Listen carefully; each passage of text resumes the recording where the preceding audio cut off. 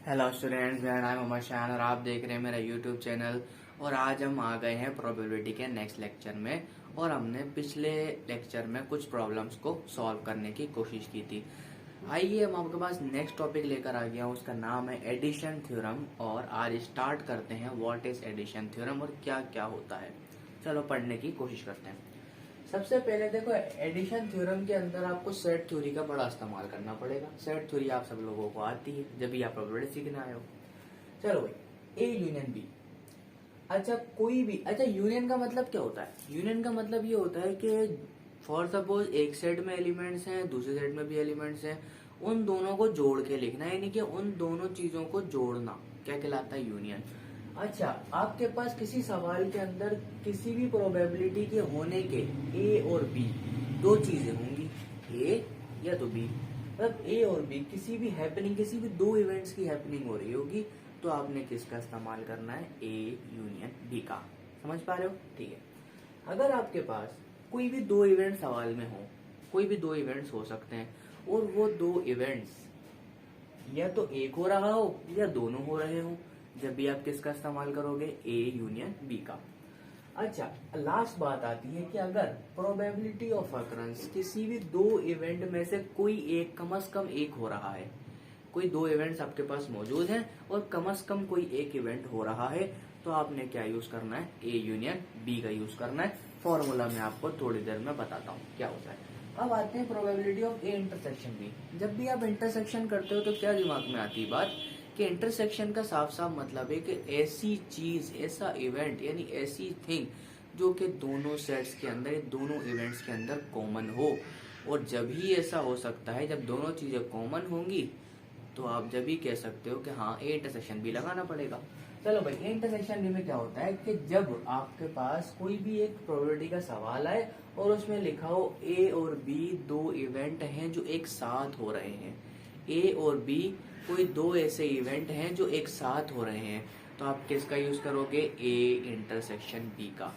अब मैं आपको सिखाता हूँ यहाँ पे आप कुछ चीजें किस तरीके से कैलकुलेट करते हो। जब भी आप probability of A union B का यूज करोगे तो याद रखना आपके पास इसका एक फॉर्मूला होता है, और एक लॉजिकली, एक एक्सियोमेटिक अप्रोच जैसा फॉर्मूला है। वो कैसा है कि भाई प्रोबेबिलिटी ऑफ ए निकालो, प्लस कर दो प्रोबेबिलिटी ऑफ बी में, अकॉर्डिंग टू यूनियन हम ऐड ही करते हैं, मतलब जो भी होता है मिला के लिखते हैं। लेकिन याद रखना इन दो इवेंट्स की प्रोबेबिलिटी में कुछ चीजें ऐसी भी हो सकती है जो कि सेम हो, और हम उसको कर देंगे माइनस। ये आपका फॉर्मूला बनता है एडिशन थ्योरम का कि भाई प्रोबेबिलिटी ऑफ ए निकालो, प्रोबेबिलिटी ऑफ बी निकालो, और उनमें जो जो चीजें सेम है उनको माइनस कर दो। ये फॉर्मूला बेसिकली बनता है किसके लिए? For the mutually exclusive events जो होते हैं, नॉट म्यूचुअली एक्सक्लूसिव इवेंट्स होते हैं। ये फॉर्मूला वैलिड है किसके लिए? Not mutually exclusive. और ये मैं आपको फर्स्ट लेक्चर में बता चुका हूँ कि भाई म्यूचुअली एक्सक्लूसिव क्या होता है। म्यूचुअली एक्सक्लूसिव इवेंट होता है, इसका मतलब कि भाई E1 का जब इंटरसेक्शन करूं इवेंट 2 के साथ तो आंसर 5 बने। ऐसे दो इवेंट्स जिनके अंदर कोई चीज कॉमन ना हो वो एक्सक्लूसिव इवेंट्स कहलाते हैं म्यूचुअली, और जिसमें कोई चीज कॉमन हो वो क्या कहलाते हैं? नॉट म्यूचुअली एक्सक्लूसिव इवेंट्स कहलाते हैं। यहाँ तक बात आपको समझ में आ जानी चाहिए। चलो जी, हाँ, अगर नॉट म्यूचुअली एक्सक्लूसिव नहीं है, अगर इवेंट एक्सक्लूसिव है, तो जाहिर सी बात है उनमें कोई चीज कॉमन तो होगी नहीं। जब कोई चीज कॉमन नहीं होगी तो बेटा ये वाला फैक्टर 0 के बराबर हो जाएगा। तो आपने क्या करना है, लेकिन आपको एक बात और बताता चलूं। अच्छा, यहाँ पे हम लिख देते हैं इफ इवेंट्स, अगर इवेंट्स आपके क्या है? म्यूचुअली एक्सक्लूसिव है। अगर आपके इवेंट म्यूचुअली एक्सक्लूसिव है, यानी कि उनमें कोई भी चीज ऐसी नहीं है जो कॉमन हो, तो आपने क्या करना है? सिंपली ए इंटरसेक्शन बी वाले पार्ट को 0 के बराबर रखना है, और कुछ भी नहीं हो सकता। अच्छा, अब बात आती है कि हम ए इंटरसेक्शन बी को कैलकुलेट कैसे करेंगे। यहाँ पे एक छोटी सी बात आती है। तो बेटा जब भी देखो याद रखो, अगर ए यूनियन बी आ जाए तो आपने क्या करना है? प्रोबेबिलिटी ऑफ ए निकालनी है, फिर प्रोबेबिलिटी ऑफ बी निकालनी है, और इस इंटरसेक्शन को कैलकुलेट करने के लिए, इंटरसेक्शन आप कैलकुलेट जब भी करोगे जब आपके पास दो इवेंट्स ऐसे होंगे इसमें नॉट म्यूचुअली एक्सक्लूसिव वाली बात आ रही होगी, नहीं कुछ ना कुछ कॉमन जरूर होगा। समझ में आ रहा? ठीक है। देखो probability of A, probability of B negative. अच्छा, इसको कैलकुलेट करने के लिए आपने क्या करना है, प्रोबेबिलिटी ऑफ ए को मल्टीप्लाई करना है प्रोबेबिलिटी ऑफ बी से। तो यानी मैं अगर आपको सिंपली एक बार बताता चलूं कि जो probability of A intersection B होगी वो बेसिकली कैलकुलेट कैसे होगी, probability of A multiply by probability of B, ऐसे ये कैलकुलेट की जाएगी। समझ पा रहे हो? तो आपने क्या करना है, अगर कोई भी चीज इवेंट्स में कॉमन है तो ए की प्रोबेबिलिटी निकालनी है, बी की निकालनी है, और इंटरसेक्शन के लिए क्या करना है, दोनों प्रोबेबिलिटीज को मल्टीप्लाई करके लिख देना, आपका आंसर खत्म हो जाएगा। तो मैं समझ पा रहा हूँ कि आप लोग यहाँ तक तो कंफर्टेबल हो गए। ठीक है, अब जरूरी तो नहीं क्या एक ही इवेंट आपसे पूछा जाए, हो सकता है दो इवेंट्स हो जो कि आपके पास है, हो सकता है तीन इवेंट्स हो, ऐसा भी पॉसिबल है, आपके पास तीन इवेंट्स भी हो सकते हैं। इसके लिए हम एक और फॉर्मूला बना लेते हैं जो कि थोड़ा सा लंबा होता है, लेकिन वो आपसे ज्यादातर पूछा नहीं जाता, लेकिन मैं फिर भी बता देता हूँ फॉर्मूला क्या होता है। समझ पा रहे हो यहाँ तक? अब मैं बात करता हूँ किसकी, अगर आपके पास क्या हो बताता हूँ। अगर आपके पास नॉट म्यूचुअली एक्सक्लूसिव वाला सीन आ जाता है, मतलब कोई ना कोई चीज कॉमन है, नॉट एक्सक्लूसिव यानी कि नॉट म्यूचुअली एक्सक्लूसिव वाला सीन आ गया, मतलब कोई ना कोई चीज कॉमन है इवेंट्स के अंदर, लाजिम बात है। तो भाई अगर आपके पास A union B union C तीन इवेंट्स एक साथ हो रहे हो, थोड़ा गंभीर मामला है लेकिन हम इसको सॉल्व कर सकते हैं, कोई मुश्किल नहीं है। तो भाई क्या करोगे, प्रोबेबिलिटी ऑफ ए निकालोगे, प्रोबेबिलिटी ऑफ बी निकालोगे, फिर प्रोबेबिलिटी ऑफ सी भी निकालोगे, लेकिन आपने माइनस करना पड़ेगा probability of A intersection B को, आपने माइनस करना पड़ेगा probability of B intersection C को, आपने माइनस करना पड़ेगा probability of A intersection C को, और आपने प्लस करना पड़ेगा probability of A intersection B intersection C को, प्लस लगा दिया इंटरसेक्शन सी को। तो ये आपके पास फॉर्मूला बन जाएगा किसका, सबको कैलकुलेट करने का। अगर इवेंट्स नॉट म्यूचुअली एक्सक्लूसिव हो, अगर म्यूचुअली एक्सक्लूसिव हैं, उनमें कोई भी चीज ऐसी नहीं है जो सेम हो, तो भाई सिंपल है, इंटरसेक्शन वाले फैक्टर 0 0 0 0 सब 0 हो जाएंगे। अगर आपके पास एक सीन ऐसा है जिसके अंदर म्यूचुअली एक्सक्लूसिव यानी डिसजॉइंट इवेंट्स हैं, कौन से इवेंट्स हैं, डिसजॉइंट इवेंट्स की अगर मैं बात कर दूं तो आपने क्या बोलना है, probability of A intersection union B union C किसके बराबर होगा, सिर्फ probability of A plus probability of B plus probability of C, only this is your answer.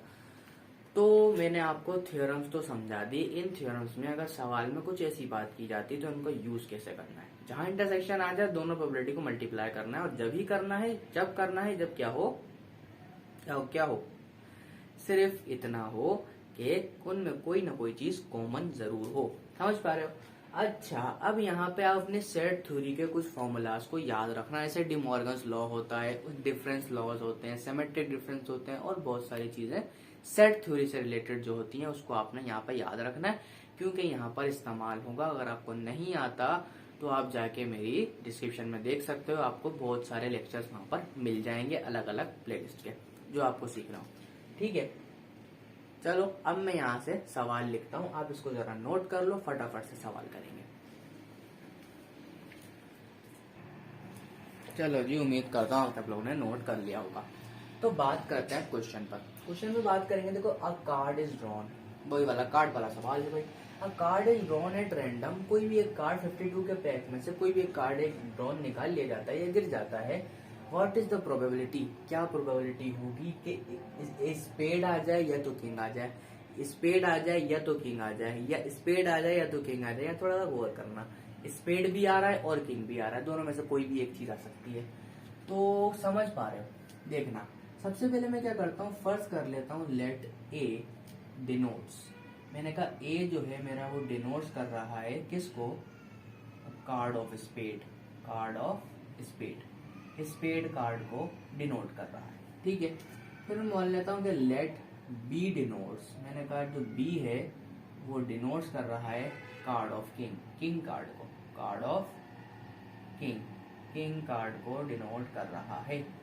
और यहाँ पे आपको बात समझ में आ रही कि भाई 52 कार्ड में से कोई एक कार्ड गिरा, सैंपल स्पेस आप बनाते हुए आ रहे हो, मैं पिछले लेक्चर में समझा चुका हूँ। नहीं देखा तो जाके देखो, मेरा प्लेलिस्ट के अंदर लेक्चर मौजूद है। तो भाई सैंपल स्पेस कितना होगा आपको पता चल गया भाई, 52 कार्ड में से कोई एक कार्ड गिर रहा है, तो सिंपल सी बात है 52 वेज ही पॉसिबल है। समझ में आती? यहाँ तक 52 वेज अगर पॉसिबल है तो सबसे पहले हम क्या करेंगे, मैं चाहता हूँ कि सिर्फ स्पेड गिर जाए। अब मैं चाह रहा हूँ कि सिर्फ प्रोबेबिलिटी ऑफ ए निकालूं। प्रोबेबिलिटी ऑफ ए निकालना कितना बड़ा मुश्किल बात है? नहीं, क्लासिकल प्रोबेबिलिटी का यूज करेंगे, number of event divide by number of probability पर स्पेस, प्रोबेबिलिटी बाहर आ जाएगी। मुझे पता है, देखो स्पेड कार्ड्स टोटल प्रोबेबिलिटी के जो मतलब जो टोटल कार्ड्स होते हैं प्लेइंग कार्ड्स, उसमें 13 स्पेड कार्ड्स होते हैं, यानी हर स्वीट के 13 कार्ड आपके पास मौजूद होते हैं। तो क्या करोगे, स्पेड कार्ड गिराना है भाई। 13 स्पेड कार्ड्स होते हैं, तो मैंने एक गिरा लिया और 52 में से गिराया था, तो इसकी प्रोबेबिलिटी बाहर आ जाएगी कितनी, 13/52। इसको आप ऐसे भी लिख सकते हो 1/4। ठीक हो गया। तो भाई प्रोबेबिलिटी ऑफ ए तो ये आ गई।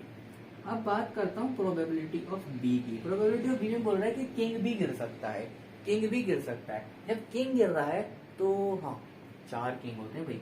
मैंने कहा 4 किंग में से कोई एक किंग गिरा और 52 कार्ड में से गिरा, जाहिर सी बात है।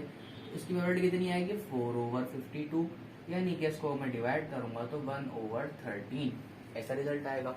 यानी कि मैंने दोनों की प्रोबेबिलिटी तो मालूम कर ली, लेकिन यहाँ पर एक बात गौर करने वाली है, जब उन 52 कार्ड्स में से कोई एक कार्ड गिर रहा है तो दोनों के अंदर पॉसिबिलिटी है वो जो एक कार्ड गिरेगा या तो किंग हो सकता है या तो स्पेड हो सकता है। हाँ, यानी कि मुझे जो इनकी सेम आने वाली प्रोबेबिलिटी है उसको माइनस भी करना पड़ेगा, जब जाके मैं आंसर निकाल पाऊंगा अपना। समझ पा रहे हो? तो मुझे क्या करना है, दोनों में से प्रोबेबिलिटी निकालनी, तो मुझे इन दोनों की अक्रंस को माइनस करना पड़ेगा, म्यूचुअली एक्सक्लूसिव नहीं है। तो मुझे क्या करना है, सबसे पहले मुझे एडिशन थ्योरम का इस्तेमाल करना है। मैंने कहा मुझसे मांगा क्या गया है, probability of A union B मांगा गया है, या तो ये या तो ये। ठीक है, प्रोबेबिलिटी थ्योरम का इस्तेमाल करता हूँ। मैंने कहा probability of A plus probability of B minus probability of A intersection B. जब तक मैं इसको माइनस नहीं कर दूंगा मुझे आंसर नहीं मिलेगा। तो मैंने कहा probability of A union B मुझे चाहिए थी। प्रोबेबिलिटी ऑफ ए मैंने आपको बता दी कितनी थी, बल्कि चलो फॉर्मूला जनरेट कर लेते हैं पहले। मैंने कहा A plus probability of B minus इसका आंसर कितना आने वाला था भाई, मैंने आपको बताया था ना भाई, जब भी ऐसा हो तो दोनों को मल्टीप्लाई करके लिख लेना बस, और कुछ भी नहीं करना। तो probability of A union B कितना आंसर आएगा, प्रोबेबिलिटी ऑफ ए का पता है 1/4 होती है, प्लस बी 1/13 होती है, माइनस प्रोबेबिलिटी ऑफ ए कितनी थी 1/4, मल्टीप्लाई करो 1/13। ठीक है, समझ में आती है? तो probability of A union B का जो रिजल्ट आने वाला है वो देखो भाई, यहाँ का एलसीएम लोगे कितना आएगा, 13 4 जा 52, 13 यहाँ पर आएगा, 4 यहाँ पर आएगा, कितना होगा 17 आई थिंक, ऐसे होगा ना भाई। देखो 13 और प्लस 4 कितना होगा, 13 प्लस 4 इज इक्वल्स टू, अब यहाँ पे देखो हाँ ठीक है, माइनस करोगे 4 13 जा 52, ऊपर कितना आएगा 1, कितना हो गया ऊपर 17, माइनस 1 करोगे 16, तो आपका जो एक्चुअल आंसर आने वाला है प्रोबेबिलिटी का वो आने वाला है 16/52। तो बेटा आपका जो आंसर था वो बेसिकली ये था कि ये वो प्रोबेबिलिटी है, या तो स्पेड आए या तो किंग आए। उम्मीद कर रहा हूँ कि आपको ये सवाल समझ में आ गया होगा। इसमें मैंने बहुत बखूबी तरीके से एडिशन थ्योरम का इस्तेमाल किया है। जल्दी से इसको लिखो फटाफट, नेक्स्ट क्वेश्चन करते हैं। चलो जी बढ़ते हैं क्वेश्चन नंबर 2 की तरफ। अब सेकंड क्वेश्चन में कह रहा है in a single throw of pair of dice, यानी कि आपके पास जो दो लूडो के जो डाइसेस होते हैं उनको उछाला गया। उछालने के बाद बोल रहा है क्या प्रोबेबिलिटी होगी कि दोनों डाइस पर डबलेट भी ना आए। डबलेट मतलब होता है 2 छक्के, 2 5, 2 4, 2 3, 2 1, 2 2, ये नहीं आना चाहिए। बोल रहा है ये ना आए। नॉर टोटल इज 9, और दोनों छक्कों पर या दोनों डाइस पर कोई ऐसा नंबर ना आए जिनको प्लस करने पर 9 बनता हो। तो दोनों चीजें मुझे नहीं चाहिए, इसके अलावा आंसर चाहिए। तो इसके अलावा आने के कितने चांसेस हो सकते हैं, सवाल में आपको ये पूछा गया। उम्मीद कर रहा हूं समझ में आ रहा है सवाल। चलो भाई सॉल्यूशन करने की तरफ बढ़ते हैं। मैंने कहा मैं लेट कर लेता हूं, मैंने कहा ए डिनोट्स, मैंने कहा ए मेरे को डिनोट करता है किसको, डबलेट को, ए डिनोट्स डबलेट, DOUBLET, ठीक है। फिर मैंने कहा लेट बी डिनोट्स, मैंने कहा बी डिनोट किसको करता है, सम 9 को, मैंने कहा जो 9 सम दे दे उसको डिनोट करता है बी। तो भाई गौर से देखना, सबसे पहले बनाऊंगा सैंपल स्पेस। सैंपल स्पेस कह रहा है कि 2 डाइस एक साथ उछाले जा रहे हैं, यानी कि 36 वेज, ये आप लोगों को पता होना चाहिए। 36 वेज आपके पास कितने हैं, सैंपल स्पेस, यानी इतनी आउटकम में से आ सकता है। मतलब ए, अगर मैं बात करता हूँ प्रोबेबिलिटी ऑफ ए यानी कि इवेंट ए की, इवेंट 1 की बात करता हूँ, या फिर ऐसे लिखते हैं इवेंट ए, इवेंट ए की बात करूंगा तो आपके पास देखो, आपको पता होना चाहिए डबलेट्स कितने कितने होते हैं भाई, 1 1 आ सकता है, 2 2 आ सकता है, 3 3 आ सकता है, या तो 4 4 आ सकता है, या तो 5 5 आ सकता है, या तो 6 6 आ सकता है। इससे ज्यादा पॉसिबिलिटी नहीं होती, समझ पा रहे हो। अब बात करता हूं मैं इवेंट नंबर बी की। इवेंट नंबर बी में कह रहा है सम 9 आ जाए, तो सम 9 किस किस तरीके से आ सकता है भैया, या तो आ सकता है 4 5 से, या तो आ सकता है 5 4 से, या तो आ सकता है 3 6 से, या तो आ सकता है 3 6 से, या 6 3 से। ये 4 पॉसिबिलिटी आपके पास एनी हाउ मौजूद होंगी, इसके अलावा आप चेक कर लो, आपको नहीं मिलने वाली। तो भाई ये आपके इवेंट्स हैं जो कि आपके पास मौजूद है। तो भाई मैं चाहता हूं कि मैं निकालूं प्रोबेबिलिटी ऑफ ए। अच्छा, अब ये सोच रहे हो, सवाल में तो मुझसे मांगा गया है कि मुझे नहीं निकालना, नहीं चाहिए, तो मैं निकाल क्यों रहा हूं भाई, मैं निकाल कर ही तो अपने टोटल में से माइनस करूंगा। मैं आपको बता चुका हूं, जब भी आपसे बोले कि नहीं चाहिए तो पहले आप उसी को निकालो, फिर माइनस कर दो, क्या फर्क पड़ता है, ठीक है। मैं कहा प्रोबेबिलिटी ऑफ ए निकालो, ए कितनी प्रोबेबिलिटी आएगी, देखो नंबर ऑफ इवेंट्स, इवेंट कितने 1 2 3 4 5 6 भाई, 6 ओवर 36, यानी कि सिंपल 1/6 प्रोबेबिलिटी इसका रिजल्ट है। अगर मैं कहता हूं मुझे प्रोबेबिलिटी ऑफ बी चाहिए, तो बी में कितना आएगा, देखो 1 2 3 4 4 ही इवेंट्स हो सकते हैं, 4/36 कितना आएगा, 4 1 4 और 4 9 36। आपके पास दोनों प्रोबेबिलिटी मौजूद हो गई। अच्छा भाई, अब मुझे चाहिए क्या, वी हैव टू फाइंड, हमें चाहिए क्या, वी हैव टू फाइंड क्या, प्रोबेबिलिटी ऑफ ए कॉम्प्लीमेंट। मुझे देखो डबलेट भी नहीं चाहिए था, हाँ समझना बात को, समझना, इंटरसेक्शन बी कॉम्प्लीमेंट मुझे ये चाहिए।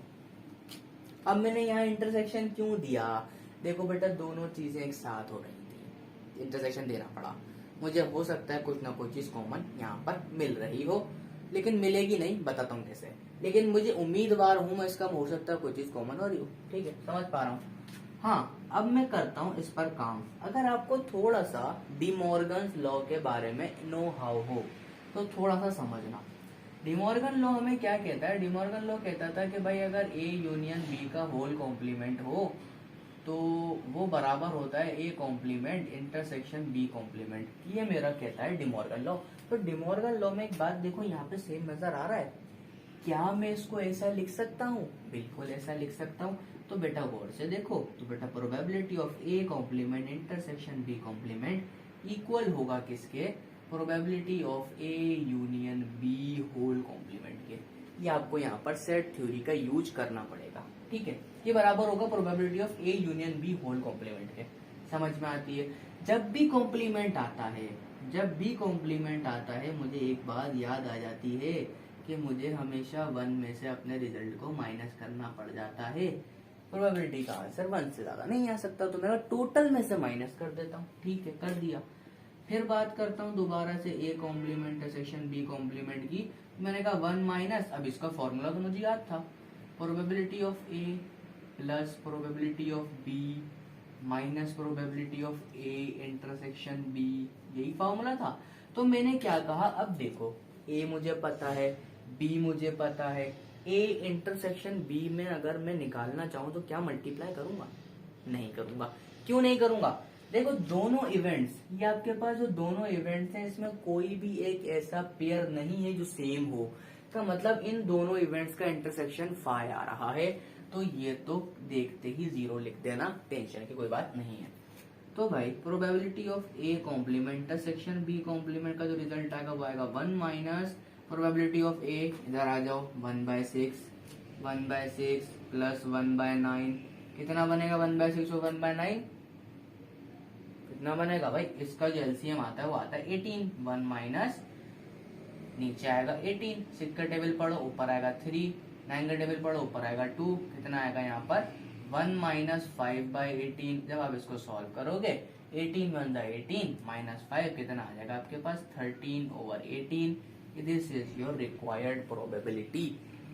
ये वो प्रोबेबिलिटी यानी वो चांस है जिसमें आपके पास ना तो डबलेट आएगा ना तो ऐसे रिजल्ट आएंगे जिनका सम जो है वो 9 बन रहा होगा। उम्मीद कर रहा हूँ ये भी समझ में आ गया होगा बहुत अच्छी तरीके से।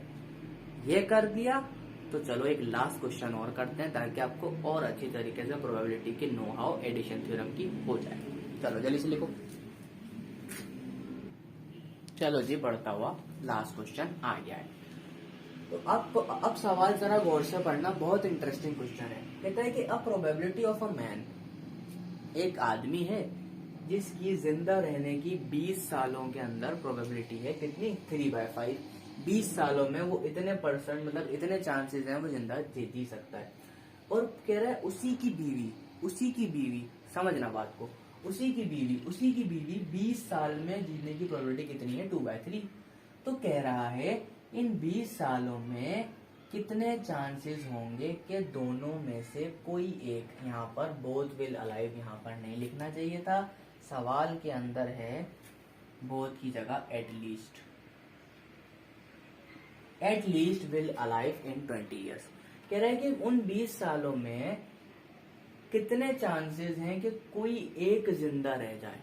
एट लीस्ट विल अलाइव मतलब कम से कम एक, वैसे दोनों जिंदा रहेंगे, कम से कम एक। समझना कि सवाल कहता है कि एक मैन है जिसकी प्रोबेबिलिटी 20 साल में 3/5 है जीने की, और उसी की बीवी की प्रोबेबिलिटी कितनी है 2/3 20 साल में, उन्हीं 20 सालों में जीने की। फिर कह रहा है कि कितनी प्रोबेबिलिटी है कि 20 सालों के अंदर उन दोनों में से कम एक जिंदा रह जाए, या विल अलाइव जिंदा रहना पड़ेगा, जब दोनों भी रह सकते हैं, पॉसिबिलिटी है दोनों जिंदा रह सकते हैं। तो मरने और जीने का तो काम हमारा नहीं है, तो भाई रह सकते हैं। मैं अप्रोक्सीमेट आंसर चाहता हूँ, तो भाई कैसे कैलकुलेट करेंगे देखो। अब मैं कहता हूँ लेट ए डिनोट्स, आपका ए डिनोट्स करता है किसको, मैंने कहा प्रोबेबिलिटी ऑफ मैन। तो मैं बात करता हूँ, आपको सिंपल भाई पता होना चाहिए प्रोबेबिलिटी ऑफ ए जो है जिससे आप डिनोट करोगे वो कितनी दे रखी है 3/5 दे रखी है, सिंपल। फिर मैं कहता हूँ लेट बी डिनोट्स, आपका बी डिनोट्स करता है प्रोबेबिलिटी ऑफ हिज वाइफ, उसकी वाइफ की प्रोबेबिलिटी को डिनोट करता है बी, यानी कि प्रोबेबिलिटी ऑफ बी जो है आपके पास कितनी है 2/3। समझ पा रहे हो।